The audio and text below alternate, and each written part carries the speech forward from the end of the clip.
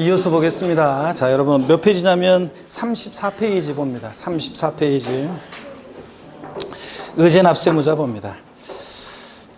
그 합격자 모임이 이제 오늘 합격자 발표가 있었으니까 이제 합격자 모임이 시작돼요. 그래서 내일부터 해가지고 뭐 토요일까지 계속 이제 합격자 모임인데 뭐 겹쳐가지고 못 가는 곳도 있고 뭐 멀리 이렇게 있어서 못 가는 곳도 있고 겹치는데 합격자 모임 가면은 이제 이렇게 이제 얼굴을 못 알아보는 분들이 있어요. 어떤 이제 합격자 모임 딱 가면은 저 멀리서 어떤 막 특히 뭐 무슨 2차로, 3차로 이제 늦게 오는 분들이 있어요. 그래가지고 이제 이렇게 조명이 있잖아요. 뭐 2차로, 3차로 가면 이제 막 무슨 노래방 같은 막 그런 데로 가잖아요. 그리고 막 조명 막 비치고 그러는데 어떤 여자가 와가지고 막 내 손을 잡으면서 막 근데 이 여자가 누군가를 보면은 이렇게 얼굴이요.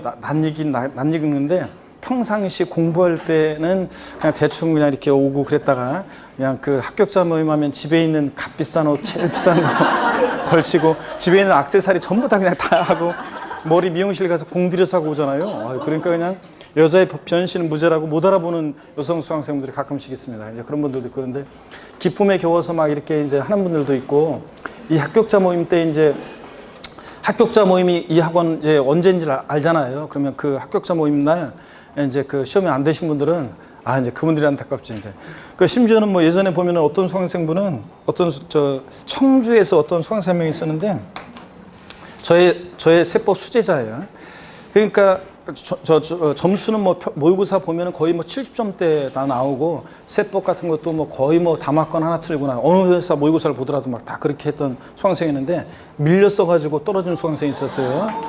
그래가지고 1, 2차 동차했는데 1차는 됐는데 2차에서 밀렸어가지고 떨어졌던 수강생이 있어요. 그래가지고 그 수강생 한 명이 생각나네요. 합격자 모임 하면. 그래가지고 합격자 모임을 여기서 하고 있었는데 그 근처에서 다른 한 명이랑 술 먹으면서 막 엉엉 울고 그래가지고 울고 있다고 수강생 한 명이 다른 한 명이 알려주더라고요. 이렇게 위로하고 있다고. 그래서 한 명은 합격했는데 여기 못 오고 위로하느라고 둘이서 술 먹고 있다고 저한테 교수님 잠깐 좀 왔다 가시고 그러더라고요. 그래서 잠깐 갔더니 막 울고 그러고 있더라고. 엉엉 울고. 자, 원래 그래요. 그래서 합격한 사람들은 예쁜 옷 입고 와가지고 막 뽐내면서 막 여기서 막 부어라 마셔라 그러면서 막 그냥 하고 하는 반면에 떨어지신 분은 여기서 이제 눈물을 흘리고 있단 말이죠. 합격자 모임을 하는지는 아니까 그 근처에서 술 먹고 있고요. 어떤 사람 아예 그냥 연락도 안 되지만 어떤 사람도 근처에 술 먹고 있고 그런다고. 그러니까 여러분들 내년에 어느 자리로 어느 곳으로 갈지는 여러분들이 어떻게 1년을 보느냐에 따라 달라집니다. 이게. 그래서 이 희비가 엇갈리는 건데 자, 하여튼 뭐 지금부터 열심히 하시면 제가 항상 얘기하지만 공인중개사 시험은 머리 나빠서 떨어지는 시험이 아니에요, 여러분들. 공인중개사 시험은 머리 나빠서 떨어지는 게 아니라 두 가지가 받쳐줘야 돼요. 외부적 환경. 그래서 집안이 무탈하고. 집안에 별일이 없어야지. 집안에 무슨 일 생기면 공부 못하잖아요. 그래서 집안이 무탈해야 되고. 그다음에 그래서 시험 앞두고서 누가 돌아가시거나 막 그런 일도 겪는 분들도 계시는데 하여튼 집안이 무탈해야 되고 건강하면서. 그다음에 또 하나가 이제 여러분이 머리 나빠서 떨어진 시험 아니고 꾸준히 계속 지금부터 차근차근 이렇게 공부했던 거 계속 관심이 차이라고 그랬잖아요. 공부했던 거 보고 복습하느냐 안 하느냐에 따라서 이제 달라져요. 그냥 왔다 갔다 수업만 듣고 그냥 왔다 갔다 하시면은 발전 속도가 늦어요. 그래가지고 이제 나중에 기초가 안 돼 있어요. 나중에 이제 뒤늦게 공부하려고 하면 그때 이제 벅차잖아요. 그때 나름대로 공부해보겠다고 한 달 공부한 다음에 모의고사 봤더니 점수가 안 오르면 바로 그냥 우리들한테 원망의 눈치를 보내면서 우리 때문에 점수 안 오는 것처럼 하고 막 그런단 말이죠. 그러지 말고 지금부터 그냥 공부했던 거 한번 보고 나 이해 안 되면 또 보고 그러면 돼요, 여러분들. 보고 또 보고 이렇게 하면서 쭉 가시면 됩니다. 그래서 차근차근 이렇게 지금부터 단계 밟아서 가시면 제가 얘기해 드렸잖아요. 지금부터 차근차근 이렇게 복습하면서 가신 분들은 나중에 청포도 익어갈 무렵에 막 공부 안 했던 사람들은 막 머리 싸매면서 인상 쓰고 다니고 그럴 때 조용히 독서에서 공부하다가 나 올해 합격하겠는 걸 이렇게 합격을 예감한다고 그랬잖아요. 그러니까 지금 어떻게 보느냐에 따라 달라져요. 그렇다고 지금 너무 막 무리해가지고 막 지금부터 오버페이스 하면 안 돼요, 여러분들.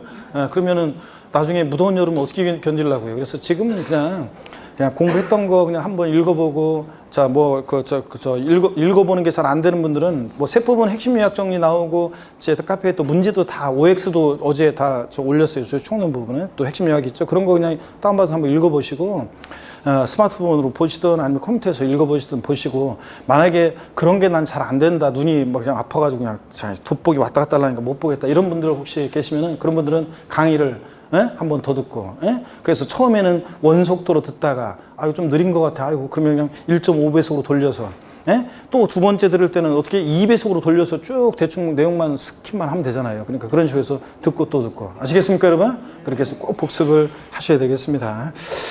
34페이지 의제 납세무자를 보시니까 여러분요, 취득세 납세무자로 보는 경우가 있는데, 양가로 1번이요 주체구조부 취득자예요. 자, 어떤 거냐면 건축물 중 조작설비 그 밖에 부대 설비에 속하는 부분으로서 그 주체구조부와 하나가 돼서 건축물로서의 효용가치를 이루고 있는 것에 대해서는, 이게 뭐냐면 여러분요, 엘리베이터, 에스컬레이터 같은 승강기, 건물에 부착하는 대형 금고라든가 등등 이런 것들은요, 그 자체로는 취득세 대상이 아닌데, 나중에 이제 기본서를 한번 배워요. 또 건물에 부착 설치될 때는 주체구조부, 건물과 딱 붙어가지고 효용가치를 이루면서 일체가 되잖아요. 그렇죠? 이런 것들을 얘기하는 거예요. 자, 그래서 건축물 중 조작설비 그 밖에 부대 설비에 속하는 부분으로서 그 주체구조부 하나에 대해서 건축물로서 효용가치를 이루고 있는 것에 대해서는 여기부터 밑줄입니다. 주체구조부 취득자 외자가 가설한 경우에도 주체구조부 취득자가 함께 취득한 것으로 본다, 간주한다. 밑줄 쫙이요. 그럼 여기 무슨 말인지 설명을 드려볼게요. 제가 예전에 2004년도, 2005년도, 2006년도 그 무렵에 2000년대 중반에 그때 이제 강의할 때 있죠. 서울 청량리 역광장 건너편에 미주상가라고 있었어요. 미주상가. 그리고 미주 아파트가 이쪽에 있고, 이게 이제 이 지역에서 유명하더라고요. 왜 유명하냐? 그러면 서울 오래되신 분들은 이렇게 보니까 잘 알더라고요. 이게 왜 유명하냐면 70년대 지어진 상가, 70년대 지어진 아파트예요. 그래서 미주 상가, 미주 아파트. 그런데 제가 얼마 전에 강의하는 데 있죠? 나 이거 없어진 줄 알았더니 이게 아직도 그 미주 상가가 있다고 하더라고요. 뭐 재건축하려고 하는데 하여튼 아직도 있다고 하더라고요. 이게. 그래가지고 신기했는데, 이게 70년대에 지어진 건데 어떻게 지금까지 있지? 그 당시에도 2004년도, 2005년도, 2006년도 강의할 때도 있잖아요. 건물이 요즘 애들 말로 썩었어요, 썩어서. 진짜. 그렇잖아요. 오죽하겠어요. 6층짜리 건물인데, 6층에 학원이 있었는데요. 6층인데도 엘리베이터가 없어요. 70년대 지어진 거라. 그래서 엘리베이터도 없고, 제가 이 당시에 처음에는 지하철 타고 다녔는데, 지하철 타고서 지하 청량역에서 내려서요. 자, 그 계단을 뛰어 올라가서 지상까지 뛰어 올라가는데, 지금은 에스컬레이터도 돼 있고 막 그렇잖아요. 엘리베이터도 돼 있고. 근데 그 당시엔 그런 게 없어가지고, 내리자마자 아침에 막 바쁘잖아요. 막 연락에 막 그냥 뛰어 올라가요. 지상까지. 그리고서 지상에서 학원까지 뛰고, 학원 1층에서 6층까지 숨을 몰아쉬고요. 정비한 다음에 다시 6층까지 뛰어 올라가요. 그러면은 아침에 진짜요. 10시에 만약에 딱 도착했어요? 그러면 수업을 바로 못 들어가요. 숨이 차가지고. 아니, 진짜 너무 힘들어가지고, 다리도 힘도 풀리고 막 정신 하나도 없어가지고, 아침마다 별 보면서, 그냥 한 10분 쉬었다가 그냥 들어가고 막 그랬거든요. 그런데, 요 6층에 학원이 있었어요. 자, 보세요. 엘리베이터, 에스컬레이터 같은 승강기는 그 자체로는 대상이 아닌데, 나중에 배웁니다. 이런 것들은 건물에 부착 설치될 때는 주체구조부와 효용가치를 이루면서 일체가 되겠죠? 딱 붙잖아요. 그랬을 때 원래 이런 것들은, 자 보세요. 원래 주체구조부 취득자, 그러니까 건물주가요. 원래는 건물주가 이런 것들을 가설하는 게 일반적이잖아요. 그렇죠 여러분들? 그래서 원래 주체구조부 취득자와 건물주가 가설한 자가 일치하는데, 여기 일치하지 않을 경우에 주체구조부 취득자 이외자가 가설했어요. 여기 학원 임차인인 원장님이 도저히 안 되겠다. 그냥 수강생들이 1층부터 6층까지 걸어 다니면서 아주 원성이 자자해가지고 힘들다고. 그래서 엘리베이터, 에스컬레이터 같은 승강기 가설합니다. 그러면 주체구조부 취득자 이외자가 가설했을 때, 자, 요거 누가 취득세 납세무자가 되느냐, 그런 건 얘기인데, 법령에서 지금 보니까 주체 그조부 취득자 이외자가 가설한 경우에도 주체 그조부 취득자가 함께 취득한 것으로 간주한다. 이 말은요, 예규에서는 누구를 납세무자라냐면 주체 그조부 취득자를 납세무자라고 해요. 예규에서. 그래서 옛날 시험에 가설한 자로 바꿔서 나온 적이 있는데 가설한 자 X입니다. 그럼 무슨 얘기냐? 이거요. 왜 이렇게 하냐면, 왜 법에서 이렇게 정하고 있냐면, 보세요. 만약에 가설한 자를 납세무자라고 한다 그러면, 자, 취득세를 안 내요? 그럼 취득세를 추징해야 되는데 이 임차인이 장사가 안 돼가지고 딴 데로 가버렸어요. 그러면 그 가세권자 입장에서는 일일이 취득세를 추징할 때 가설한 자가 누군지 찾아가지고 그 사람 어디 갔는지 찾아가지고 그 사람한테, 엘리베이터는 여기 붙어 있는데, 엘리베이터는 여기 붙어 있는데 그 사람한테 취득세를 추징한다 그러면 여러 가지 문제가 생기잖아요. 그래서 일단, 자, 주체 그조부 취득자 이외자 가설한 경우에도 주체 그조부 취득자 건물주한테 취득세를 부과한다는 얘기입니다, 여러분. 아시겠습니까, 여러분? 자, 그래서 그거 이해하시면 돼요. 그래서 양가로 1번 주체 그조부 취득자 제목 있죠? 그 옆에다가 뭐라고 써놓냐면 가로 열고 가설한 자 X요. 가설한 자 X 해놓으시면 돼요. 가로 닫고. 그래서 가설한 자가 아니라 누가 납세무자가 된다? 주체 그조부 취득자 이외자가 가설한 경우에 주체 그조부 취득자가 함께 취득한 것을 본다는 말은, 자, 주체 그조부 취득자 건물주가 납세무자다. 그래서 시험에서 최근에 그냥 옳은 지문으로 한번 이렇게 나온 적도 있고요. 옳은 곡을 알아 문제에서. 그 다음에 넘어가서 35페이지 양가로 5번을 봅니다. 상속인. 자, 상속인인데, 자, 상속. 가로안에 피상속인이 상속인에게 한 유증 및 포괄 유증과 신탁재산의 상속을 포함한다 이렇게 되는데, 무슨 말이냐면, 여러분 용어 설명 하나 드릴게요. 자, 유증이란 말이 있어요. 유증. 유언으로 증여하는 거예요. 유언으로 증여하는 거. 내가 죽으면 내 재산 전부를 다른 애들은 한 푼도 주지 말고 5남 2녀 7남매 중에서 막내 아들한테 싹 다 줘라. 이런 게 뭐냐면 유증이에요. 내가 죽으면 내 재산 전부를 줘라. 그러니까 유증의 효력이 내가 죽으면이니까 증여자가 사망했을 때 생기죠. 그래서 유증은 이게 상속하고 같다고 생각하시면 돼요. 그래서 유증은 그냥 유증이 나왔다 그러면 유언으로 증여하는 건데, 유언으로 증여. 유증 나오면 그냥 상속처럼 생각하시면 돼요. 우리 세법에서는 그냥 증여자가 사망했을 때 증여의 효력이 발생하기 때문에. 예? 내가 죽으면 내 재산 전부 줘라. 제가 항상 강의할 때 요 타임에서요, 5남이녀 7남매 중에서 다른 애들은 한 푼도 주지 말고 막내 아들한테 싹 다 줘라. 효자 아들한테. 자, 그래서 옆에서 부모님 옆에서 살고 있는, 자, 왜 이런 얘기를 제가 계속 하냐면요, 요 때마다 항상 이렇게 아침 저녁으로 월요일부터 토요일까지 강의하면서 계속 하고 돌아다닙니다. 때가 되면. 자, 왜 그러냐고요? 말이 시가 되니까 그렇습니다. 그래서 말이 시가 되니까 유증. 하여튼 유증 포함해서 상속으로 인해서 취득하는 경우에는 밑줄입니다. 상속인 각자. 여기에 여러분들 포인트예요. 뭐 형광펜을 그어놔도 되고 이렇게. 시험에 이미 올해 나왔는데 상속인 각자. 자, 해놓고 계속 밑줄입니다. 상속인 각자가 상속받는 취득물건. 가로 안에 지분을 취득하는 경우에는 그 지분에 해당하는 취득물건을 취득한 것으로 본다. 몇 줄짝이에요. 그래서 상속으로 취득한 자산은 누가 납세무자냐? 상속인 각자입니다. 예를 들어서 상속인 3명이 있습니다. 대한이, 민국이, 만세 3명이 있어요. 대한이는 주택을 상속받고 민국이는 토지를 상속받고 만세는 만약에 상가를 상속받았다 그러면 그 대한이, 민국이, 만세는 각자 상속으로 취득한 물건에 대해서 각자가 취득세 납세무자가 되는 겁니다, 여러분. 자, 근데 시험에서는 어떻게 바꾸느냐? 그 제목 상속인 각자 있죠? 그 상속인 거기다 옆에다가 주된 상속자 X 이렇게 해놓으세요. 나중에 이제 재산세에서 나오게 되는 개념인데요. 주된 상속자. 나중에 재산세에서 나와요. 한번 그냥 들어보세요. 주된 상속자가 누구냐면 상속인 가운데에서 이렇게만 해놓고 그냥 들어보세요. 까먹어도 돼요. 나중에 계속 배우니까. 상속인 가운데에서 상속 지분이 가장 높은 자를 우리가 주된 상속자라고 해요. 상속 지분은요, 법률 상식으로 알아두세요. 상속 지분은 자녀들은 상속 지분이 다 똑같아요. 아들이든 딸이든, 장남이든 차남이든, 결혼했든 안 했든 상속 지분이 자녀들은 다 똑같습니다. 근데 배우자는 여기다가, 돌아가신 분의 배우자는 여기다가 5화를 가산해. 1.5예요. 그래서 배우자와 자녀가 공동 상속받는 경우에 누가 주된 상속자가 되는 거예요?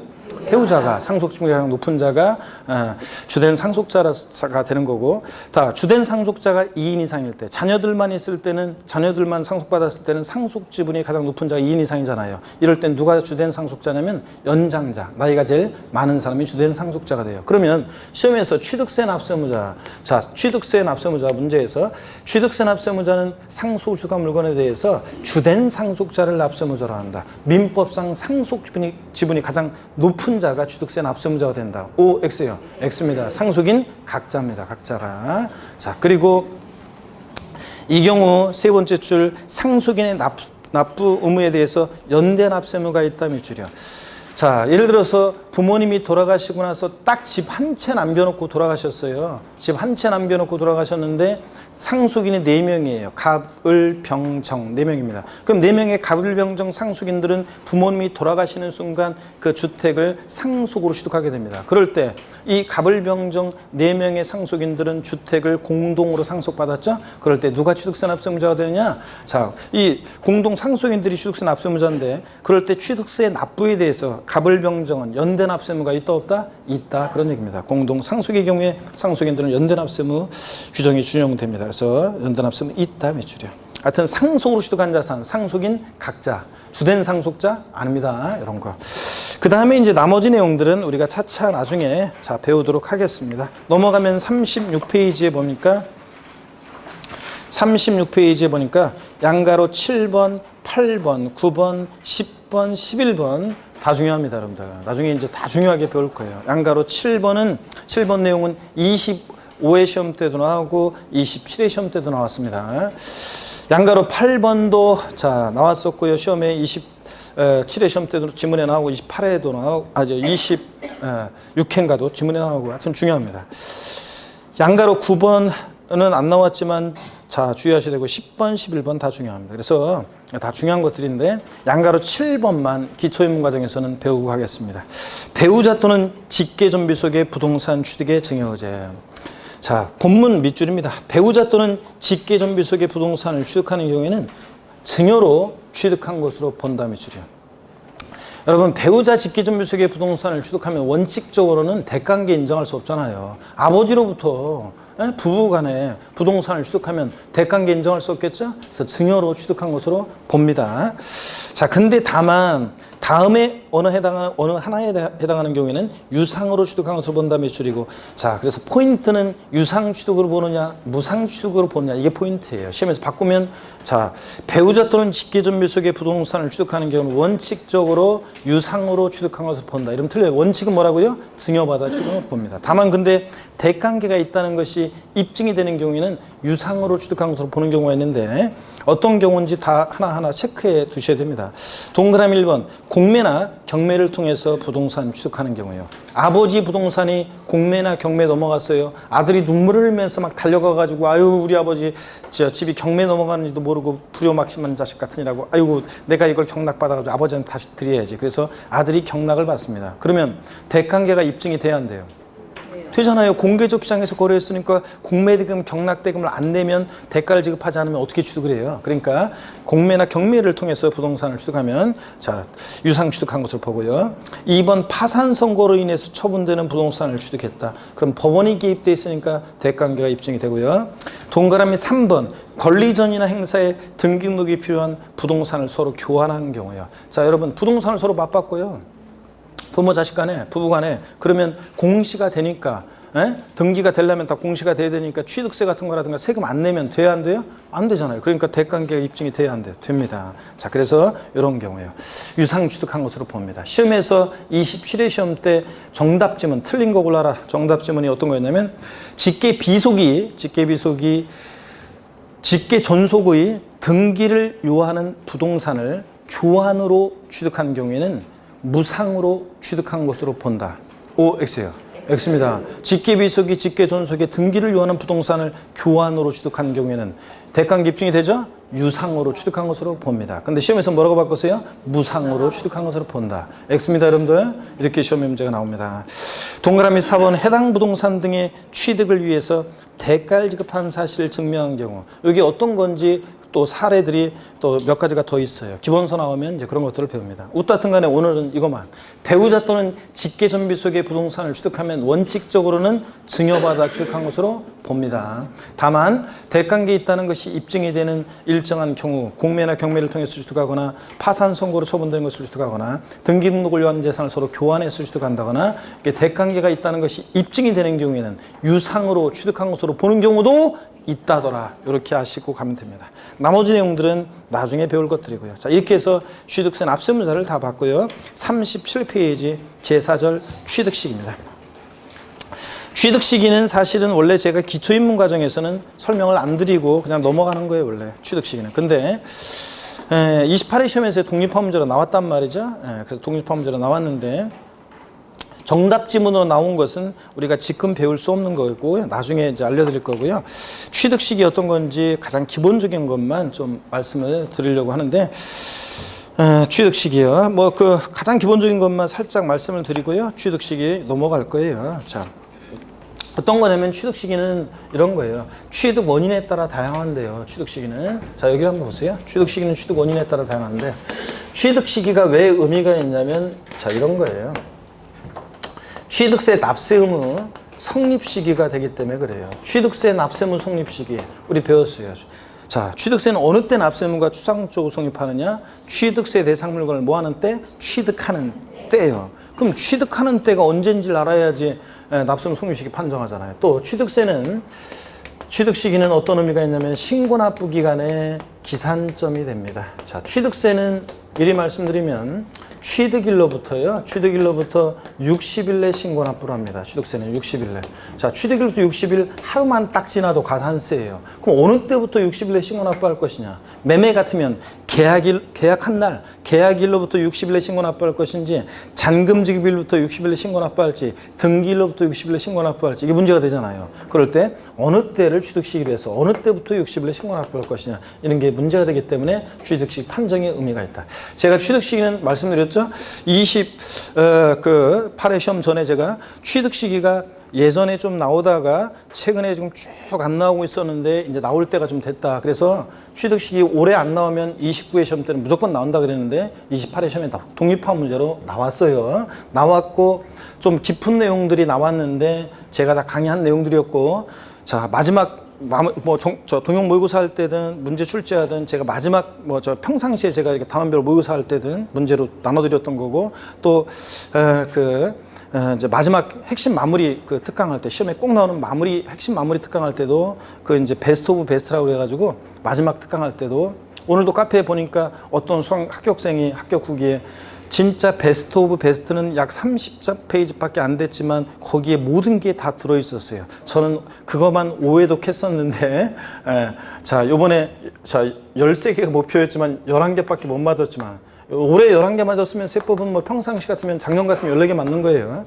그래서 틀리라고 낸 5문제가 있었지만 하여튼 맞출 문제는 다 확실하게 맞췄다는 겁니다. 그래서 밖에 못 맞췄지만 그래도 목표 달성했었어요 하면서 저는 그것만 봤다 그랬는데 어떡하네 마지막 나중에 여러분들이 근데 그거를 보려면은 기본 베이스가 깔려야 돼요. 그 많은 날 동안 이제 쭉 깔려 있으면 나중에 이제 압축해가지고 얼마 안 돼요. 진짜 얇아요. 제가 원고 넘길 때는 원고 넘길 때 하여튼 몇 페이지 안 돼요. 근데 이제 이렇게 편집하면 한 30페이지 정도 되거든요. 33페이지, 32페이지. 그거 이제 딱 보면은 거기에 중요한 내용은 다 들어 있습니다. 그래서 핵심은.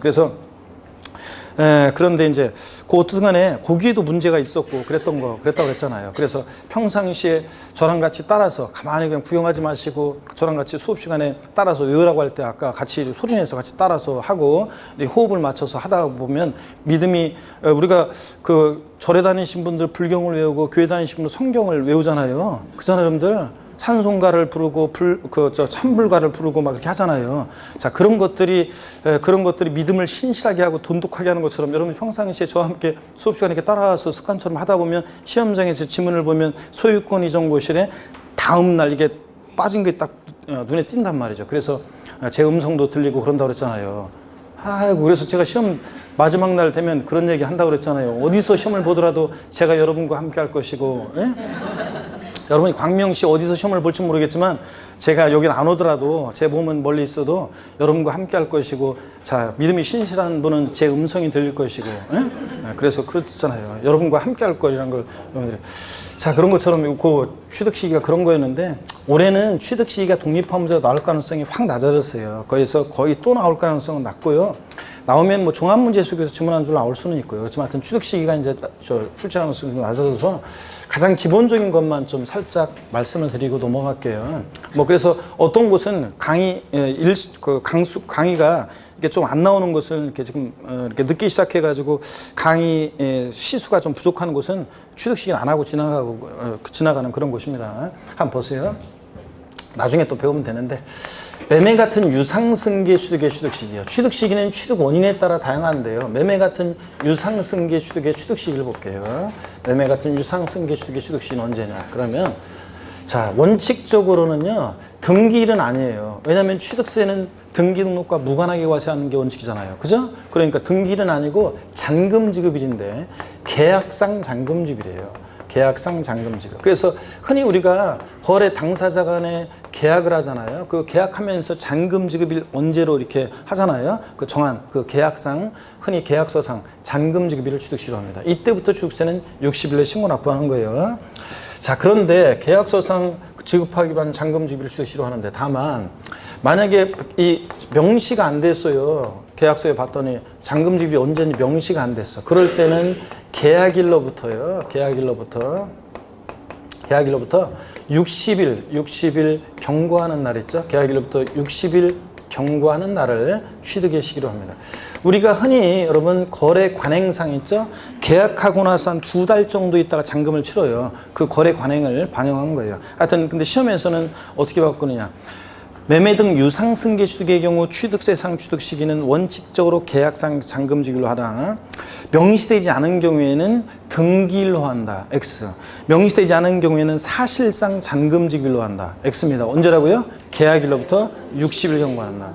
계약한 날이 3월 2일이다. 자, 그러면 그 계약한 날로부터 60일 경과하는 날이니까 뭐 한 5월 1일 정도 되려나요? 뭐 이런 식으로 한다. 요때를 취득시로 한다는 그런 얘기입니다. 하여튼 계약일로부터 60일 경과하는 날. 그 다음에 예외적으로 그런데 이 계약상 잔금지급일이 자, 원칙이고 명시 안 되면 계약일부터 60일 경과하는 날인데, 아이고 이걸 왜 부등호 표시는? 계약상 잔금일이 아니라 계약서와 상관없이 사실상 잔금이 지급된 사실상 잔금지급일을 취득시로 하는 경우도 있어요. 그러니까 계약서상으로는 2018년 만약에 3월 10일로 돼 있어요. 잔금지급이. 근데 실제로는 3월 25일 날 치러졌다. 그럼 3월 25일 실제 사실상 잔금이 지급된 때를 취득시로 하는 경우도 있어요. 근데 이건 아무 때나 인정 안 해줘요. 왜냐하면 그러면 다 그냥 뭐 우리 계약서상으로는 그때로 돼 있었지만 신고된 계약서에는 그렇지만 우리 실제로는 어제 현금으로 잔금 치렀는데 막 이럴 거 아니에요. 그렇기 때문에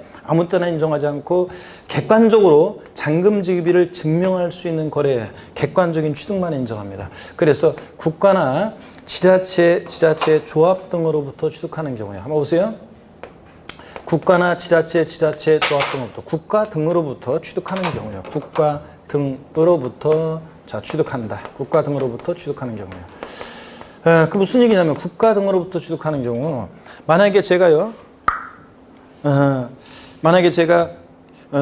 경기도로부터 토지를 매매로 취득하는데 사는데 계약서상으로는 잔금 지급하기로 한 날이 2018년 예를 들어서 3월 10일이었는데 실제로는 3월 25일 날 잔금을 치렀어요. 그럼 공무원들이 다 어디다 적어놨겠죠? 잔금 받은 날? 그러니까 객관적으로 잔금 지급이 입증이 돼야 한대요. 되잖아요. 그러니까 국가 등으로부터 취득하는 경우에는 역시 사실상 잔금 지급을 취득시로 합니다. 계약서와 상관없이요. 수입에 의한 취득도 수입 신고 필증에 의해서 입증이 됩니다. 수입 신고 필증에 의해서 잔금 지급한 날. 그 다음에 공매나 경매 방법으로 취득했다. 그러면 공매 대금, 경락 대금 치른 날, 다 입증이 되잖아요. 이거 법원에 다 기록 남아 있고요. 법원에. 그 다음에 판결문에 의해서 여기 잘 보세요, 여러분들. 판결문에 의해서 입증이 되는 경우요. 판결문으로 입증이 된다. 자, 그러면 여기서 말하는 판결문은 민사소송이나 행정소송에서 확정된 판결문을 말해요. 판사가 시시비비를 가렸어요. 이거보다 확실한 게 어디 있어요? 그죠? 판결문에 집중되는 경우. 근데 단 이 판결문에서요 제외되는 경우가 있어요. 단 판결문에서 제외되는 경우가 있는데 한번 보세요. 화해조서라든가 인락조서라든가 포기조서라든가 자백간주에 의한 이런 경우는 이 판결문에서 제외가 돼요. 자, 이런 얘기들 한번 편하게 보세요, 여러분들. 자, 무슨 얘기냐면 이거 이런 거예요. 우리나라 수많은요, 자, 한 해 동안 민사적인 법적 분쟁이 발생합니다. 그럴 때 수많은 법적 분쟁, 민사적인 법적 분쟁이 발생하는데 그 많은 법적 분쟁을 정식 재판 절차를 통해서 해결한다? 예? 자, 그러면 법원에서 감당할 수가 없어요, 여러분들. 자, 우리가 정식 재판 절차를 통하려면 먼저 저 법원 재판부가 배당이 돼야 되잖아요. 판사, 예? 재판부가 배당이 돼야 되고 법정도 배당을 해야 되고. 그런데 인적인 물적인 한계가 있잖아요. 그러니까 사실 법원에서는 가급적이면 정식 재판 전에 또는 재판 중에도 조정하는 절차 속에서 대부분 걸러서 해결하려고 그래요. 아, 그렇잖아요. 그래서 재판 전에 또는 재판 중에 판사가요, 양쪽 얘기를 들어보고 계속 이렇게 재판하지 말고, 자, 조금씩만 양보해서, 제가 보니까 여기서 좀 양보하고 여기서 좀 양보해가지고 이 정도 금액의 합의를 보시면 되겠네요. 자, 하면서 화해 권고안을 해요. 그러면 양쪽에서 받아들이잖아요. 그럼 절차 종결됩니다. 또 인락, 상대방의 주장을, 이 사람의 주장을 이 사람이요 받아들여요. 자, 그러면 그냥 절차 종결돼요. 더 이상 끌지 않고. 근데 왜 받아들이냐? 자, 판사가 조용히 불러가지고요, 이 사람 주장을 내가 들어보니까 거의 당신이 가봤자 정치 재판 계속 해봤자 결국은 패소할 가능성이 높다는 것을 넌지 흘려줘요. 그러면은 뭐하러 재판해요? 질 게 뻔한데 시간 낭비하고 돈 낭비하지. 인락 받아들이거나 또 권리 제기했다가 포기하거나 자백간주 3회 이상 재판에 불출석하면 불출석한 사람이, 이 사람이 3회 이상 재판에 불출석해, 그러면 이 상대방의 주장을 이 사람이 자백한 것으로 간주해서 절차 종결됩니다. 자, 그러면 여러분 보세요. 지금 걸 대충 들어보니까 이런 것들은, 자, 정식 재판 전에 또는 재판 중에 조정하는 절차 속에서 나온 거예요. 그러니까 잔금지급비를 객관적으로 증명할 수 있는 서류가 돼야 안 돼요? 안 돼요. 그래서 시험에서 화해조서상으로 잔금지급일이 입증되는 경우에는 그 사실상 잔금지급일을 취득세상 취득시로 한다. 그러면 틀려요. 자, 이건 원칙으로 돌아가서 언제요? 계약상 잔금지급입니다. 여기서 말하는 판결문은 민사소송이나 행정소송 절차에서 확정된 판결문이지, 화해, 인락, 포기, 자백간주한 것은 객관성이 있다 없다? 없다. 판결문에서 제외한다. 그 다음에 법인장부로 입증되는 경우예요. 법인은 법인장부를 작성 기록해요. 법인장부를. 그래서 법인의 원장, 보조장, 출납전표, 결산서 등 법인장부를 작성 기록하는데, 그 법인장부로 잔금지급이 입증된다? 그럼 역시 그 잔금지급이 입증되는 그 사실상 잔금지급을 취득시기로 해요. 근데 시험에서는 여러분 보세요. 법인장부로 잔금지급이 입증된다고 나오기도 하지만, 자, 이렇게 해요. 어떤 경우냐면, 법인과의 거래로 어떤 법인으로부터 아파트를 분양받아 취득했다. 법인과의 어떤 거래로 매매로 뭘 취득했다. 또는 법인 간의 거래로 뭘 취득했다. 계약의 일방 당사자가요, 법인이 나오면 그 법인의 법인장부로 잔금지급이 입증된다고 봐서 취득시를 어느 때로 하느냐? 사실상 잔금지급을 취득시로 하는 경우도 있습니다. 자, 그래서 사실상 잔금지급을 계약서 상관없이 취득시기로 하는 객관적인 취득이요, 머리 글자를 따서 국, 수, 공, 판, 법입니다. 혹시 이 가운데 2학년이신 분들은 작년에 국수공판 장 이렇게 배운 분들도 계실 거고요. 강의하시는 분에 따라서는. 그런데 저는 국수공판에 관한 법, 객관적인 취득, 사실상 잔금지급을 취득시 하는 객관적인 취득, 어떻게 외운다 다 같이요? 국수공판 법입니다, 여러분. 제가 그 동탄 신도시 있잖아요. 동탄에서 예전에 2008년, 2009년, 2010년, 2011년 뭐 이런 무렵에 동탄 신도시에 그쪽에서 고시학원에서 강의한 적이 있었는데, 어떤 수강생이요, 늦봄에 학원을 처음 왔는데 와가지고 봄에 와가지고 한 2달을 공부를 했어요. 한 2달을. 그랬는데 전국모 의사를 딱 봤는데 있죠. 근데 60점이 넘어버린 거예요. 평균 60점이. 그러니까 다른 수강생들이, 기존 수강생들이 딱 봤을 때는 쟤는 틀림없이 2학년이야, 재수생. 자, 그래가지고 가가지고 어느 학원 요번에 저 점수 잘 나왔는데 어느 학원 다니다 오셨어요? 물어봤더니, 무슨 말이에요? 난 처음 공부하는데요? 이런 식으로 얘기했어요. 그러니까 다른 수강생들이 당연히 재수생일 거라고 갔다가 물었는데 그런 식으로 얘기하니까, 재수 없어, 씨. 그렇잖아요, 여러분들. 재수 없지. 나는 저 겨울부터 와가지고 공부했는데 지금 뭐 40점 뭐 이런데 그 수강생 학원에 온 지 한 2달 됐는데 모의고사 봤는데 6점을 넘으니까 그렇잖아요. 저 틀림없이 제 2학년인데 막 그러면서 하고 있었는데 자 그때 이제 어떤 일이 있었냐면 하루는 싫어요 지금. 자 어떤 일이 있었냐면 자 사실상 잔금지기비를 취득시하는 객관적인 취득이요. 다 같이 어떻게 해요? 국수 공판 밥 이러면서 다른 수강생도 우렁차게 얘기하는데 그 수강생이요 이랬대요. 다른 수강생도 국수 공판 밥 그런데 그 수강생 혼자만 국수 공판장 이렇게. 자 다른 데서 국수 공판장으로 외우거든. 다른 분은 그러니까 국수 공판장이라고 했다. 2학년인 거 뿌록 난 분이 습관적으로 그냥 그렇게 한 거죠. 자, 그래서 여기까지 얘기를 한번 보세요.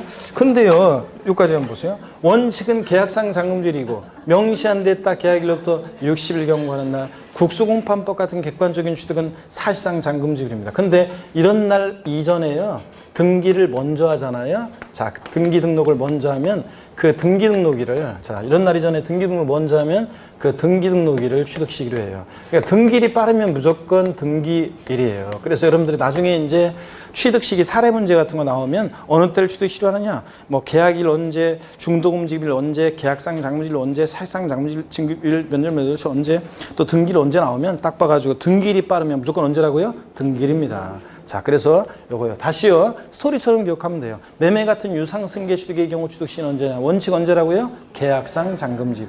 명시가 안 됐다 그러면 계약일로부터 60일 경과하는 날. 그 다음에 계약서와 상관없이 사실상 잔금지기비를 취득시하는 객관적인 취득. 머리글자를 따서 어떻게 외운다? 국수, 공판, 법의 경우. 지금까지 얘기한 이런 날들 이전에 등기를 먼저 했다 그러면 언제고요? 등기일입니다. 자, 근데 그러면 제가요 한 가지 응용력으로 한번 발휘해 보세요. 요 제가 묻는 얘기가 맞는지 틀리는지 한번 OX로 한번 대답해 보세요. 매매 등 개인 간 매매로 부동산을 취득하는 경우 취득세상 취득 시기는 계약상 잔금지일과 등기일 중 빠른 날이다. OX요. 개인 간 매매에 의하여 부동산을 취득하는 경우 취득세상 취득 시기는 계약상 잔금지일과 등기일 중 빠른 날이다. OX요. OX요. 또 틀리고. 자, 그러는데 맞습니다, 여러분들.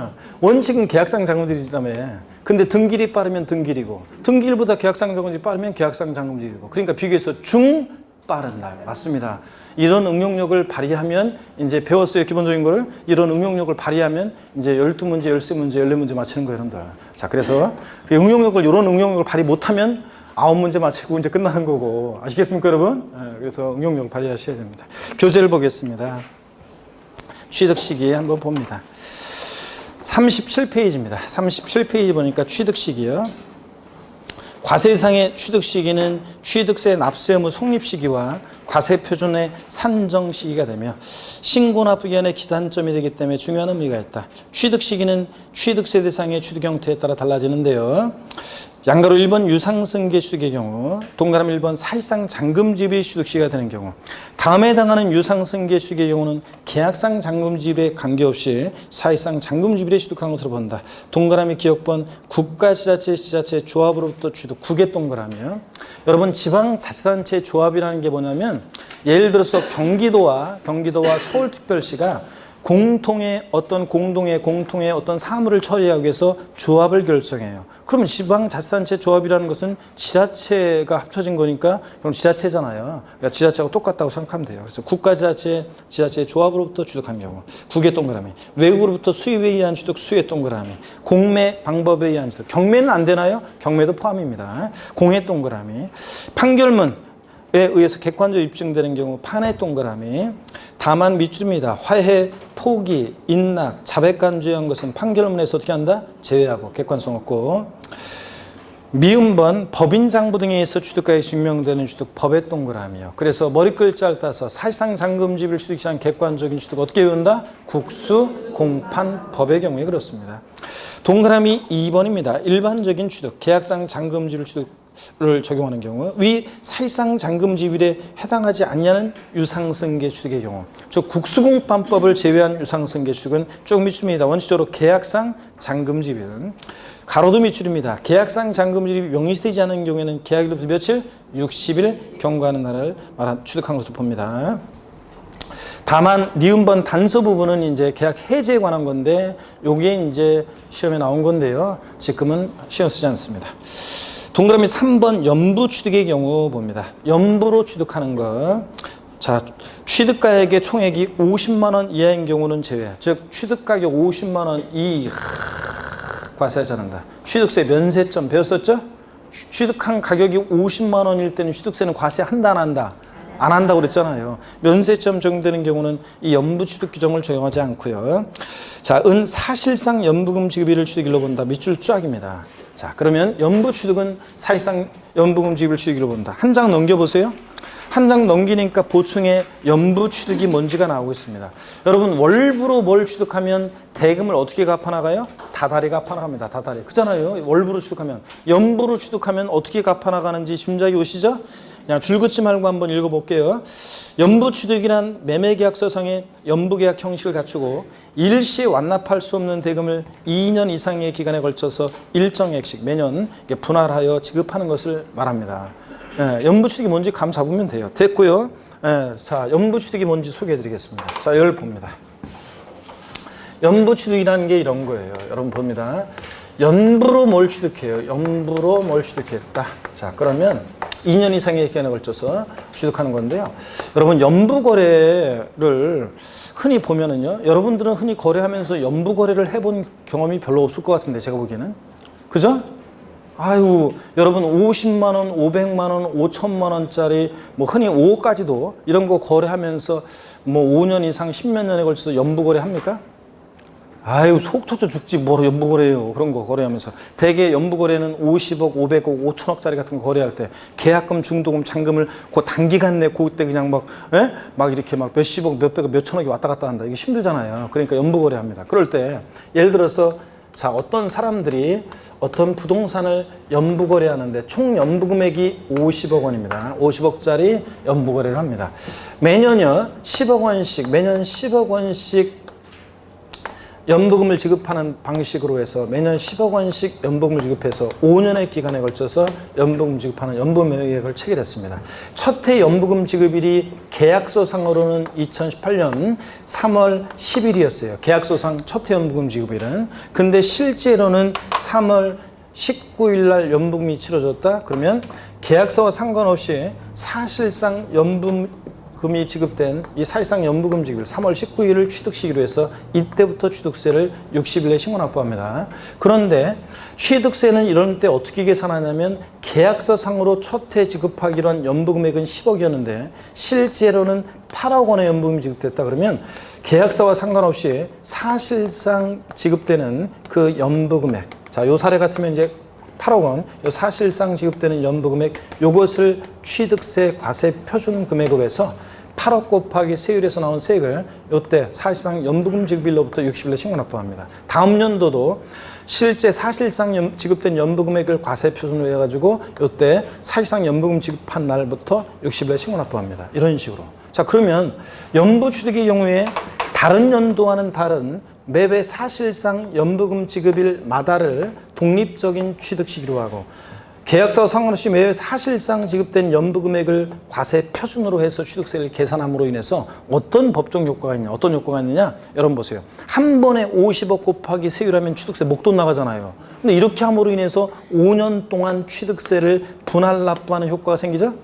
아, 그렇잖아요. 그래서 취득세 납부 부담을 줄여주기 위해서 연부 취득의 경우에는 매회 사실상 연부금 지급일마다를 동적인 취득 시효합니다. 그래서 여기 그거 보세요. 연부 취득의 경우에는 그래서 원칙적으로 자, 매회 지급되는 사실상 연부금 지급일을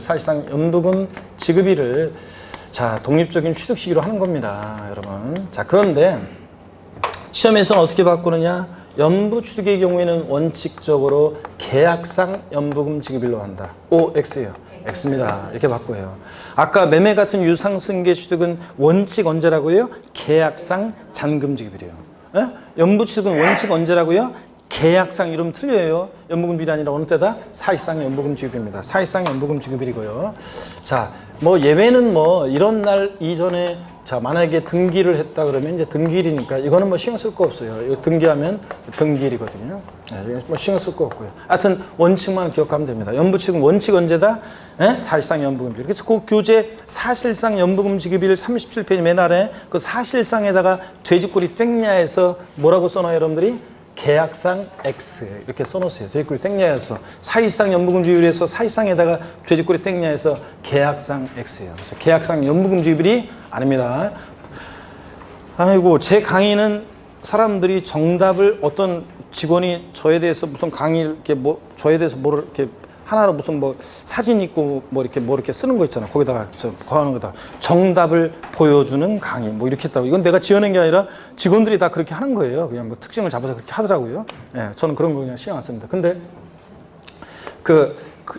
이게 정답을 보여주는 게 이런 거예요. 제가 OX로 물어보죠. 이런 거 이렇게 바꾼다고 알려주죠. 시험을 이렇게 바꾸는 거지. 이게 정답이지. 그래서 연부취득은 원칙, 사실상 연부금 지급입니다. 계약상 연부금 지급이 아니고요. 자, 넘어갑니다. 38페이지로 넘어갑니다. 자, 동그라미 4번입니다. 등기등록일을 취득 시기로 하는 경우. 위 쭉 밑줄입니다. 위 동그라미 1, 2, 3에 따른 취득일 전에 등기등록을 하는 경우에는 언제라고요? 등기등록일에 취득한 것으로 본다. 밑줄짝이에요. 그래서 등기등록일이 빠르면 지금까지 배운 이 취득 시기 전에 등기등록을 먼저 하면 언제라고요? 등기등록일입니다. 등기등록 빠르면 항상. 그 다음에 양가로 2번 무상승계 취득의 경우 있죠. 무상승계 취득의 경우. 동그라미 기억번 증여 같은 무상승계 취득의 경우는 계약일의 밑줄이에요. 계약일. 상속 또는 유증으로 인한 취득의 경우 상속으로 취득했을 때는 상속계실, 유증으로 취득하면 유증계실에 취득한 것을 봅니다. 밑줄 짝이요. 자, 그러면 여러분 증여 같은 무상승계 취득은 어느 때를 취득시로 하느냐? 계약일이에요. 증여 계약일. 자, 상속 같은 경우에는 상속계실, 유증은 유증계실이에요. 그러면 한번 보세요. 증여 등 무상취득의 경우, 증여 같은 무상승계 취득의 경우에는 증여 같은 무상승계 취득의 경우는 어느 때를 취득시로 하느냐? 원칙적으로는 계약일이에요. 계약일. 계약일을 취득시로 하는데 여러분 이렇게 빠르게 계약일로 하지? 자, 여러분 봅니다. 여러분 증여는 이제 민법에서 배워요. 증여는 여러분들이 민법에서 뭐라고 배우냐면 참고적으로 한번 보세요. 증여는 민법에서 여러분 배워요. 낙성 분료식 계약이라고 민법에서 나중에 배워요. 여러분 보세요. 낙성 계약이라는 게 뭐냐? 자세한 것은 민법 교수님한테 배우고 제가 이런 얘기 했다고 하지 마세요, 여러분들. 자, 무슨 얘기냐면 낙성 계약이다. 그러면 뭐예요? 계약이 성립하려면 상대방에 뭐가 있어야 돼? 승낙이 있어야 돼요. 계약은 청약이 있어야 되고 승낙이 있어야 되고 그래서 계약이 이루어지는 거예요. 청약하고 승낙하고. 계약이 성립하려면 상대방에 승낙이 있어야 돼요. 야, 아이고, 넌 진짜 하는 일이 맨날 그러냐? 너는 그런 모양이냐? 너 요번에 또 뭐 계약 실패해가지고 너 또 뭐 잘못되고 뭐 한다고 하더니 너 또 뭐 잘 안 돼가지고 또 놀고 있지? 너 그럴 줄 알았어. 너는 하는 일이 맨날 그 모양이지 뭐. 야, 내가 돈이 한 2천만 원 남아 돌아서 그러는데 너 줄까? 그랬더니 상대방 친구가 됐다 임마. 그럼 뭐 한 거예요? 난 증여 청약 의사표시인데 상대방이 거절했잖아요. 증여계약 불성립합니다. 이번에는 친구야. 네가 또 이번에 사업에 실패해가지고 힘들어하는 모습을 보니까 내 마음이 너무 아파. 내가 힘들 때 옛날에 네가 나 도와줬잖아. 친구야, 내가 더 많이 못 도와줘서 미안하고 이거 갖고 일단 힘을 내라 친구야. 그랬더니 상대방 친구가 아이씨 고마워 친구야. 그럼 뭐 한 거예요? 증여계약 성립한 거지. 증여는 이렇게 계약입니다, 여러분. 자, 증여는 계약한 날을 취득시효합니다. 근데 왜 이렇게 빨리 증여는 다른 거 같지 않고 그 증여 계약한 날을 취득시효로 하느냐? 여러분요, 그렇지 않아 보세요. 사람 등기일 같은 걸 취득시효로 한다고 해보세요. 등기 등록일을. 그러면 사람이요 이래요. 내 전 재산을 갖고 있는 전 재산을 어느 사회복지단체에 기부하겠습니다. 해놓고 하룻밤만 잡으세요. 전 재산? 이거 좀 많은 것 같다. 아무래도 전 재산 많고 반만 하자. 반만 증여하겠습니다. 하룻밤만 또 잡으세요. 반에 반만 증여하겠습니다. 이렇게 되지. 그러다 며칠 지나면 자식들이 그걸 알아가지고 이거 다 무효야. 지금 정신이 우리 아버지가 오락가락해 막 이러면서 이럴 거 아니에요. 그래서 증여는 땀만 먹지 못하도록 어느 때를 취득시효해? 계약한 날. 근데 여러분, 제가 지금 친구야 도와줄까? 고마워 친구야 이런 건 구대에 의한 증여계약은 지들이 멋대로 조정할 수 있기 때문에 그건 아니고요. 여기서 말하는 증여계약은 서면에 의한 증여계약이에요. 우리가 흔히 증여는 여러분 서면에 의해서 하게 됩니다. 조그마한 거 뭐 내가 너한테 한 뭐 10만 원, 20만 원 이런 거나 그냥 구두에 의해서 고마워 뭐 이런 거지. 자, 부동산 같은 거라든가 액수가 큰 거는 되게 자, 나중에 막 내가 언제 그랬는데 내가 막 이럴 거 아니에요. 그렇기 때문에 다 서면에서 증여 계약서를 쓰고요. 그 다음에 사진 찍잖아요. 다 관계자들 나와서 땀만 먹지 못하더라고 나중에. 그래서 증여는 그 계약한 날을 취득시하는데 서면에서 그 증여 계약한 날을 취득시합니다. 근데 예외적으로 서면에 의하지 않은 증여 있잖아요. 서면에 의하지 않은 이런 증여 같은 것은 증여 같은 경우는 등기일로 해요. 그 등기를 취득시로 하고. 그 다음에 또 상속으로 지금 취득했을 때는 어느 때를 취득시로 한다고요? 상속개시를. 유증으로 취득하면 유증개시를 취득시로 한 경우도 있습니다. 물론 이런 날들 이전에 등기를 먼저 하면 이제 등기일이 되는 거고요. 그래서 하여튼 증여 같은 무상승계시 등 원칙 언제다? 계약일. 상속은 어느 때? 상속개시. 요 정도 아시고 가시면 되겠습니다. 자, 그래서 취득 시기는 요 정도만 봅니다. 자, 그러면 28회 시험은 더 깊은 내용이 나왔지만 지금 볼 거 아니고요. 자, 절 봅니다, 여러분들. 자, 취득세, 취득 시기. 매매 같은 유상승계 취득은 원칙 언제다? 계약상 잔금지급. 명시가 안 됐다 그러면 계약일로부터 60일 경과하는 날, 계약하고 나서 2달 정도 있다가 계약일로부터 60일 경과하는 날. 그 다음에 국수공판법 같은 객관적인 취득은 어느 때를 취득시로 한다? 사실상 잔금지급일, 계약서 상관없이. 자, 그 다음에 이런 날 이전에 등기를 먼저 하면 언제고? 등기일이고. 자, 연부취득의 경우에는 원칙적으로 계약상 연부금지급일, 컨닝 누가 하라고 했어요? 계약상 연부금지급일 취득시로해요? 아니면 사실상 연부금지급일 취득시로해요? 사실상 연부금지급일 취득시로 하고. 자, 그 다음에 증여 같은 무상승계 취득은 어느 때를 취득시로 한다? 계약일. 상속으로 취득했을 때는 상속개시일. 자, 지금까지 제가 얘기한 또 이런 날들 이전에 등기를 먼저 하면 언제고? 등기일이고. 아시겠습니까, 여러분? 요거 알고 가시면 되겠습니다. 그래서 교재 거기 38페이지 안가로 2번 무상승계 취득의 경우 원칙 기억번 무상승계 취득의 경우에는 계약일, 상속은 상속개시일, 유증은 유증개시라는 거 말씀드렸고 니은번 계약 해지에 관한 건데 지금 별거 아니고요. 시험에 나온 건데 동그라미 2번 예외 봅니다. 계약일 전에 등기 등록을 한 경우에는 어느 때라고요? 그 등기 등록일에 취득한 것을 본 다음에 일출이고요. 자, 이렇게 해서 취득 시기를 다 봤습니다. 39페이지 제5절 과세표준. 그 다음에 세율. 세금 계산은 어떻게 할 것이냐. 과세표준 어떻게 일정하고 몇 프로 세율이 정되느냐. 중요한 중에 중요하다고 그랬습니다. 그래서 29회 시험에 과세표준과 세율은 시험에 무조건 나오는 부분입니다. 중요한 부분인데 오늘 이 중요한 부분을 지금 수업이 끝나가는 무렵에 지금 이 덩어리도 큰데 지금 시작하면 여러분들 지금 마음은 지금 이미 여기 학원을 벗어나서 이미 지금 자, 집으로 향하고 있잖아요 이미. 자, 그렇기 때문에 이건 다음에 배우는데 자, 절 봅니다. 아직 항상 복습하고 제가 인사하면 끝나는 거지 지금 중간중간 계속 복습을 했지만 자, 오늘 배운 거 쭉 한번 또 훑어보고 그 다음에 마치겠습니다. 자, 오늘 취득세 우리 지방세에서 처음으로 취득세를 공부했습니다. 다시요. 지금 몇 번씩 반복하고 있는데 지금 자, 취득세는 과세 주체, 과세권자는 누구라고요? 특광도.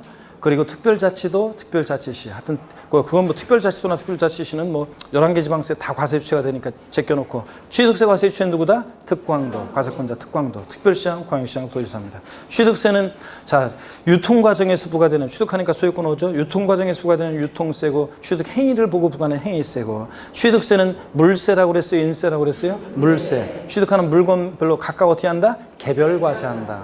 자, 취득 합산하지 않고 취득세는 사실주의 과세합니다. 그래서 취득세는 등기되지 않아도 등록되지 않아도 허가받지 않아도 과세가 된다.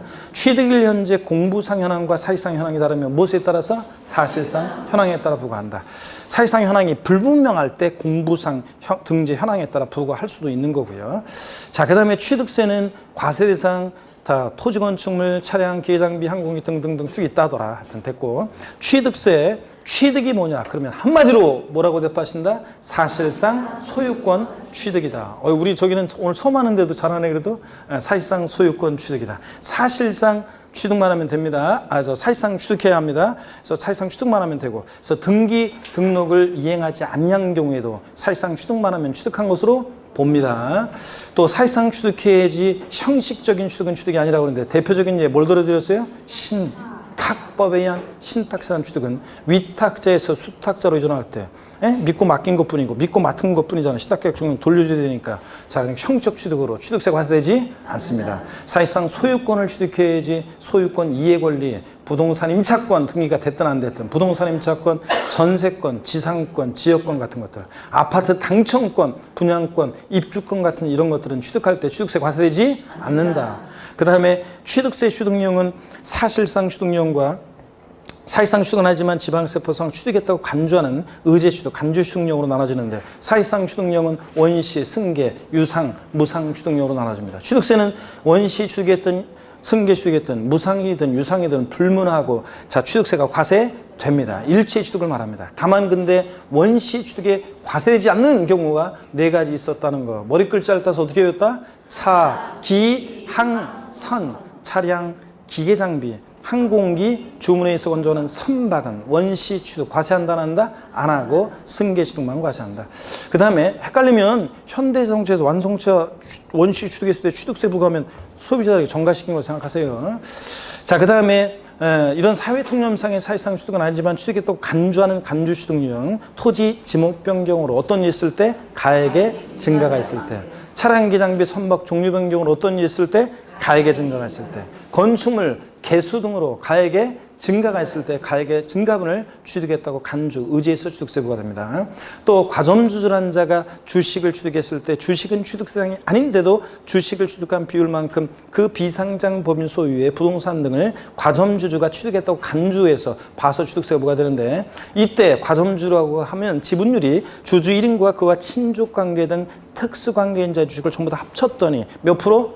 전체에서 50% 이상의 초과요? 초과 보유하는 주주를 말하는데 그럴 때 이 과점주의 주식 취득은 법인 설립 시에 발행하는 주식 지분을 취득한 경우에는 자 취득한 것으로 본다 보지 않는다? 보지 않는다. 법인 설립 시에 주식 취득은 납세의무가 있다 없다? 없다. 자, 그 다음에 취득세 납세무자는 자 원칙적으로는 공부상 취득자, 즉 등기등록을 이행한 자가 원칙 납세무자예요. 등기등록과 무관한 사실상 취득자예요.